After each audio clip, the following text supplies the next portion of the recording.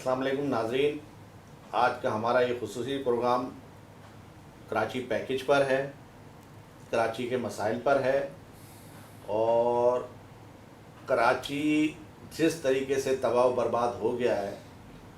اس کے شاید آنسو پوچھنے کی کوشش کی گئی ہے، لیکن اس آنسو پوچھنے کے لیے بھی انہوں نے جو طریقہ کار اپنایا، جو پلان اپنایا، اس پر وہ پلان بنانے والے خود مطمئن نہیں ہیں۔ اس پہ ہم بات کریں گے شہزاد چغتائی صاحب سے۔ شہزاد چغتائی صاحب، آپ نے بڑے پیکیجز دیکھے، آپ نے بڑی صحافت کی اور کراچی کو جتنے بے نظیر کا پیکیج ملا، کراچی کو مشرف کا نواز شریف کا پیکیج ملا،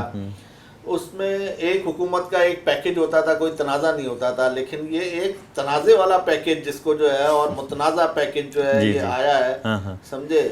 اس کے بارے میں تو ابھی یہ آپس میں ہی الجھے ہوئے ہیں۔ جی اس پر کیا کہیں گے آپ؟ دیکھیں، بنیادی بات تو یہ ہے کہ اب المیہ یہ ہو گیا ہے کہ کنسنسس جو ہے اب کسی چیز پہ ہوتا نہیں ہے، اختلاف رائے بہت بڑھ گیا ہے اور لوگوں کا مزاج بھی ایسا ہو گیا ہے۔ اچھا، اب یہ جو 1100 ارب روپے کا جو یہ پیکیج ہے، اس میں یعنی کہ سرکل ریلوے ہے اور سڑکیں آپ کی صحیح ہونی ہیں اور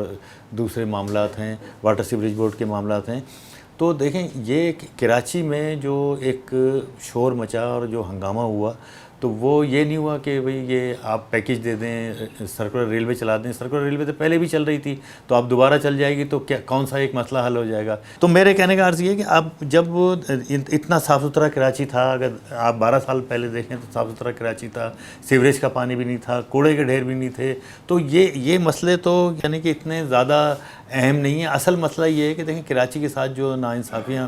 ہوئی ہیں، فیڈرل گورنمنٹ بھی کر رہی ہے اور پروونشل گورنمنٹ بھی کر رہی ہے، لیکن اس کے ساتھ جو بڑا ظلم یہ ہوا کہ کوٹا سسٹم کے تحت بھی کراچی کو کوٹا نہیں دیا گیا، ملازمتوں کو 40% جو کراچی کا کوٹا تھا وہ کوٹا بھی انٹیریئر کو دے دیا گیا۔ اس کے علاوہ سارے فنڈ جو ہے وہ انٹیریئر منتقل کر دیے گئے، تو یہ جو ایک بے چینی یہ پیدا ہوئی۔ نہیں تو شہزاد صاحب، اس میں بنیادی غلطی کس کی ہے؟ کراچی کی اپنی نمائندگی نے، جو کراچی کے نمائندے تھے، انہوں نے کراچی کے لیے کون سا پیکیج بنایا یا کراچی کے لیے کون سی ایسی پالیسی بنائی جس پہ وہ امپلیمنٹ ہو رہا تھا اور کسی نے آ کر روک دیا؟ کراچی کے لیے تو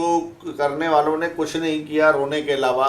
اور جس بنیاد پہ جو ہے ایم کیو ایم کا وجود ہوا تھا،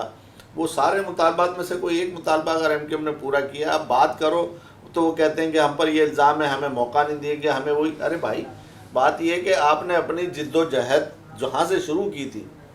وہ تو اس کا تو اب ایسا خاتمہ ہو گیا ہے کہ اب آپ کا نام بھی لوگ سننے کے لیے تیار نہیں ہیں۔ دیکھیں، ایم کیو ایم کی کوئی جدوجہد نہیں تھی، ایم کیو ایم کے صرف نعرے تھے اور وہ نعروں کو انہوں نے ایکسپلائٹ کیا، اور وہ کوئی یعنی کہ جو بات آپ کر رہے ہیں اور یا جو لوگ یہ بات کرتے ہیں،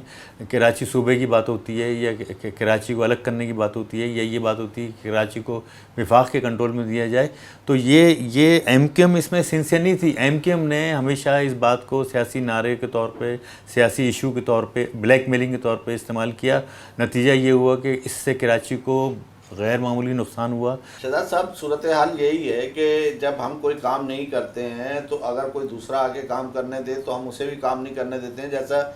آپ نے ذکر کیا کہ وہ جو ہمارے یہاں سرکولر ریلوے کی بات ہو رہی تھی، نثار کھوڑوں نے جو ہے وہ اپنا کمیشن نہ ملنے پہ جو ہے اس پروجیکٹ کو ریجیکٹ کر دیا۔ جی تو جس پروگرام میں اگر غیر ملکی بنانے یہ بھی نہیں چل رہا نا، یہ گرین بس بھی سندھ گورنمنٹ نہیں چلنے دے رہی۔ کا پروجیکٹ تقریباً مکمل ہے اور اس میں بسیں آنی ہیں، وہ نہیں آ رہی۔ پشاور کا شروع ہو گیا، لاہور میں ہو گیا، پنڈی میں ہو گیا اور سب، لیکن کراچی کے ساتھ جو سلوک کیا جا رہا ہے اس میں اس 1100 ارب روپے میں بھی مجھے نہیں لگ رہا کہ 3 سال میں کچھ ایسا ہوگا۔ اس میں شہزاد صاحب 1100 ارب روپے میں 300 سے 400 ارب روپے جو ہے وہ جو ہیں وفاق اور صوبے کی طرف کے ہیں، باقی سارے ورلڈ بینک اور دیگر اداروں کے ہیں، نجی اداروں کے ہیں۔ تو ناظرین، بس اب دعا کریں کہ اللہ تعالیٰ جو ہے، جو ہمارے عسکری ادارے اس میں جن کی ذمہ داری لگائی گئی ہے، وہ ان کو کوارڈینیشن کے ساتھ لے کے چلیں۔ یہ چلنے والے نہیں ہیں، یہ جو ہے نا بغیر لاٹھی کے یہ بھینس جو ہے ایک قدم بھی آگے نہیں بڑھائے گی، تو لاٹھی کا استعمال کرتے ہوئے اس کو جو ہے نا اب اس کے بغیر کوئی مسئلہ نہیں حل ہوگا، ڈنڈے کے بغیر کوئی مسئلہ نہیں حل ہوگا۔ عوام نے نمائندے منتخب کر کے بھی دیکھ لیا، سب مایوسی ہوئی ہے۔ تو میں سمجھ رہا ہوں کہ اب یہ 1100 ارب روپے کا اگر پیکیج مکمل نہیں ہوتا تو کچھ بھی نہیں ہو سکتا۔ بہت شکریہ شہزاد۔ Thank you.